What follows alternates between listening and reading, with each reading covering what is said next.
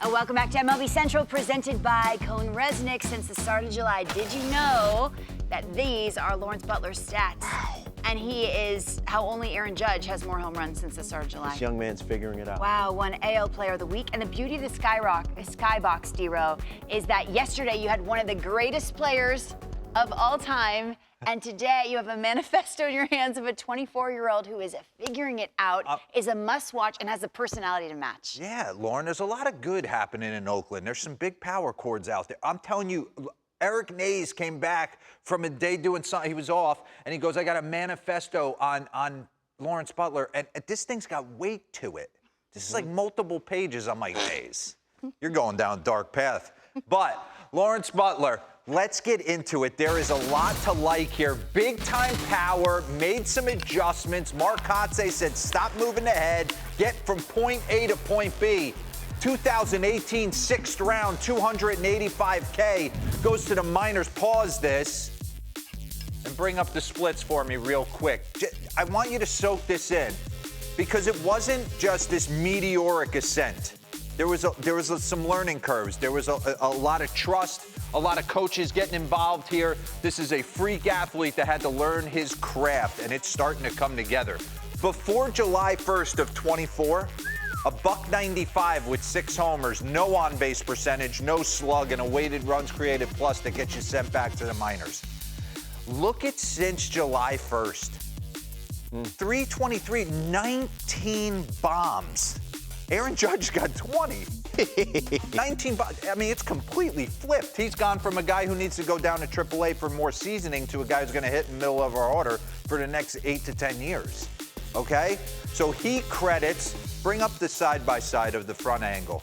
Right here, June 29th to June 30th. He credits making some adjustments in the cage with his hitting coach and talking about, I want to keep my head still a little bit more. I want to ride my back leg, get in on the inside of my back leg, and be a little bit more efficient with my swing in the big league. So I wanted to see with Jacob Bader, say, hey, let's look at the side-by-side and see if he's doing anything different. So run this slow. He claims this is the day he started to feel good. Pause. Well, I already see, and you're going to see as this tape progresses, he's a guy that goes back and forth with a little toe tap and a leg kick, okay? You see a lot of guys do that. Run it. He was going with a toe tap on June 29th, a little late, front side flies open, and then June 30th, he makes a little bit of an adjustment, and for whatever reason, timing, it is clicked.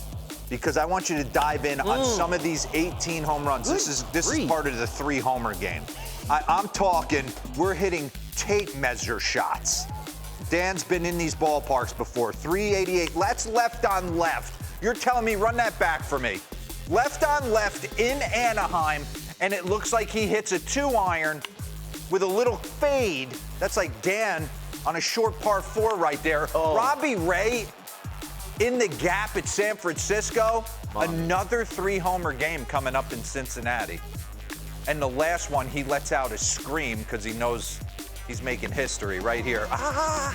Just absolutely going bonkers. Left on left, that's a base hit over his second baseman's head. How'd that get out? It carries, and then Luis Castillo.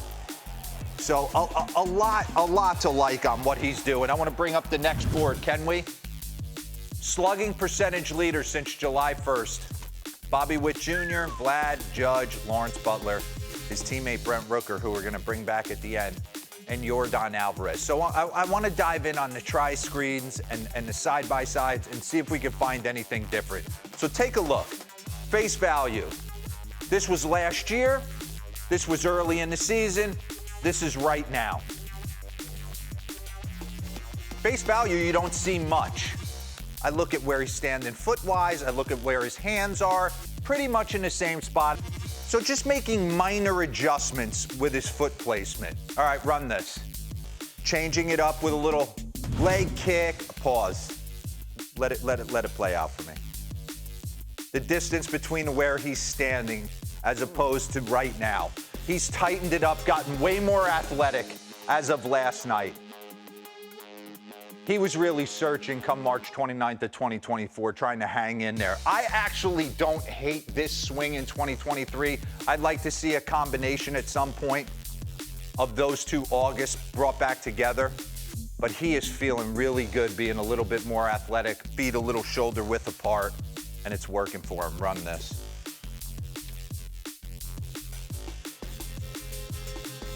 You see him, run that back real quick. Just see him staying behind the baseball. This one, he's got really no chance. When you're back here like this, it's so hard to sit in a chair and just spin that you almost have to come off your backside.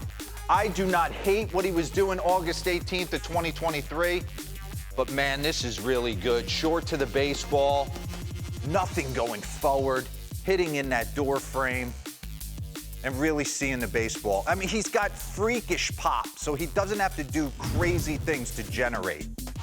Bring up the next board. Take a look at his career batted ball splits. Again, something clicked in that cage in Arizona playing the Diamondbacks, because his hard hit percentage has gone through the roof, barrel percentage is through the roof, fly ball line drive percentage is way up, not popping up, so he's not cutting across the baseball. Strikeout percentage is down. And this is the biggest thing. If you don't punch and you start to understand how guys are attacking you, a guy with crazy pop like him can get going. So let's get back into it a little bit. What else does he do really well? Crushes the ball down.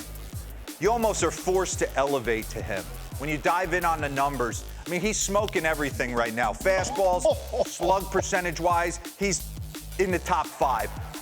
Off-speed stuff, he next to Ohtani. I mean, he's right up there with slugging against the off-speed stuff. So he's doing a lot of things well, but when you really dive in, pause this, bring up what he does on low in the zone.